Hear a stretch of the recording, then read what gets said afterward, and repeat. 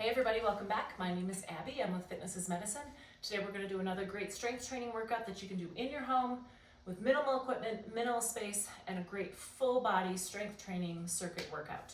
Okay, so today we're going to need one heavier dumbbell and a bench. If you don't have a bench in your home, you can use your coffee table, you can use the side of your bed, you can use your sofa, somewhere where you can just kind of kneel on it. And it will work on any one of those surfaces. We're gonna need a little bit lighter set of dumbbells, lighter to medium weight, a kettlebell, or just a little bit heavier dumbbell, which you could use the same dumbbell here that you use later on, and then just a small ball of some sort, like you could use a ball or you could use a pillow, just something lightweight. And I think that's it. So, get my ball out of the way here.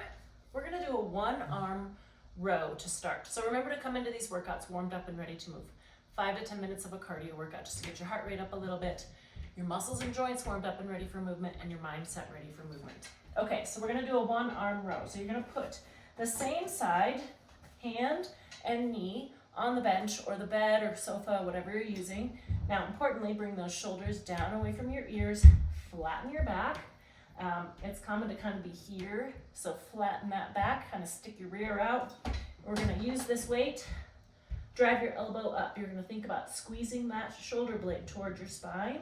Now notice I'm just coming down to where my shoulder is neutral. Don't let it drop here. Keep it right in neutral.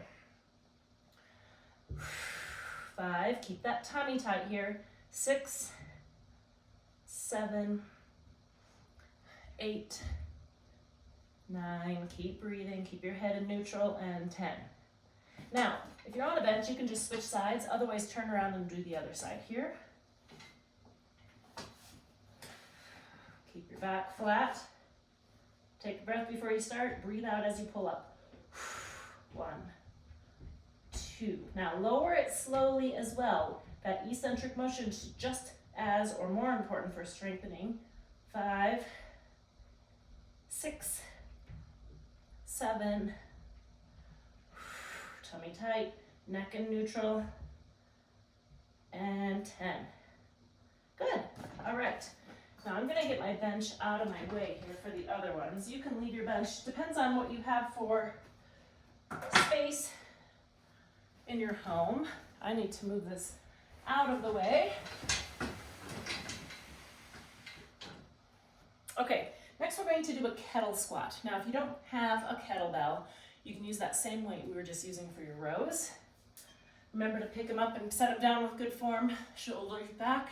I'm just gonna have this kettle or dumbbell hanging here. I'm not lifting it. My shoulders are down and resting.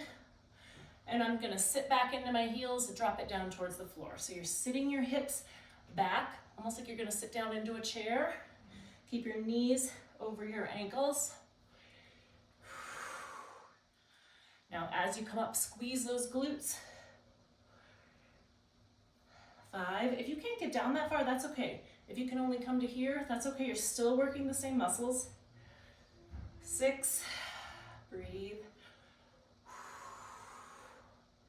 Press that weight up. 8, 2 more. 9, really sitting back in those heels, and 10. Good. Now remember, set it down with good form as well. Okay, next we're going to do lateral raises. So I've got my dumbbells here. Remember, pick them up with good form. And let's do this in a tandem stance. Shoulders down and back, and we're gonna lift those weights out to the sides. Now, tummy nice and tight here. Now, don't go beyond the height of your shoulders. Some people feel like they need to go like way up here, and that's unnecessary. Just to here, keep those shoulders and neck happy. Now, if this is hard, or if it's hurting something, try a little bit of a diagonal. It can be a little bit more of a natural motion for those shoulders. Tummy tight. 2 more. And 10. Hello, Baloo. Hi. This is Baloo. Are you going to help me? Especially if I get down on the floor, huh? Okay, I've got my little ball. If you don't have a ball, you can use a pillow, you can use a yoga block, you could use just something like a balance disc. We're going to do a balance exercise. I'm gonna have you stand on one foot if you can. If not, then I want you to do a tandem stance. We're going to do ball circles. So I want you to take that ball and make a big circle around, frame your face. 3. So as that ball changes, you have to really adjust. Okay, now we're gonna switch feet, but keep going the same direction. So tighten your tummy here to help you. You can always stare at a spot forward, or if it feels easy, you can stand on a balance pad. You can kind of glance around. Okay, the next time you do these, go in the opposite direction. So try to remember, no, shush. Try to remember which direction you went. And then the last time you go through, do it one direction and then the other. So just keep mixing it up. It changes how your body has to adjust. It changes all those little micro adjustments. Okay, next we're gonna lower down to the floor. We're going to do a bird dog. So on your hands and knees. If you have trouble being on your hands and knees like this, you can either use your, like if your wrists hurt, you can either use your fists or similarly hang on to a dumbbell so that your wrists can stay straight without hurting your knuckles. Regardless, you want your hands directly beneath your shoulders, shoulders down and back, head in neutral. So you want to be looking straight at the floor, not looking up or looking down. We're going to do a bird dog. So you're going to reach out in the opposite direction and then switch. So we're going to try to hold it for, I don't know, 3 to 5 seconds and switch. Now your goal is to reach out straight. Make sure you're doing the opposite. Sometimes when you get started, it's common to kind of try to do the same side. It won't work as well. Neck in neutral, tummy nice and tight, breathing. Now one side may feel a little easier than the other. Hi, can you sit? Sit. Sit. Hi. Hi, baby. Sit. Lie down. Lie down. Good boy.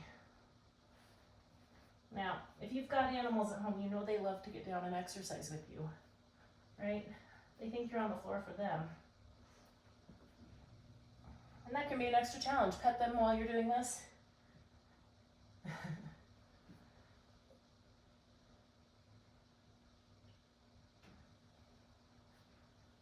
Might have to move your hand placement depending on where they decide to lie down. Breathing. Right, right.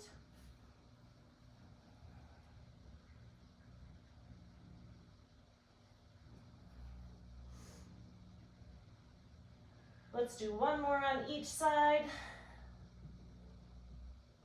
This is working your core, but it's also working all up and down your posterior chain. So your neck and your back and your hamstrings and your glutes are all working on that back side of your body, which is really important to keep that back side of your body strong, both for balance and coordination and overall joint health. Okay, now we're gonna roll over onto your back and we're gonna end with bicycle abs. So lie down on your back, start with your feet flat on the floor, and then importantly here, you wanna flatten your back and keep it flat to the floor. So right now I can slide my hand just when I'm in neutral. I'm gonna flatten that back. It's a little bit of a posterior pelvic tilt. And you're gonna straighten out. Now, if this is hurting your back or you can't keep it straight, keep those knees a little more bent.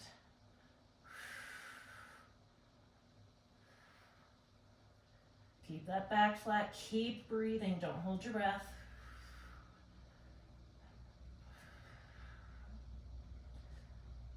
Nine and 10. Now the slower you go, the harder it will be. You can always do more than 10 if you need, but like I said, if you're not able to keep your back flat or your back is hurting, then keep those knees a little more bent. And then you can also set one foot down. It helps keep that give you a little bit more support. Okay, go through these all 1 or 2 more times, add a little cardio in between, get that heart rate up, increase your calorie burn, finish with a good cool down and stretch. And please, if you have any questions or need any modifications, let me know. Otherwise, have a great workout and we'll see you next time. Thanks everybody.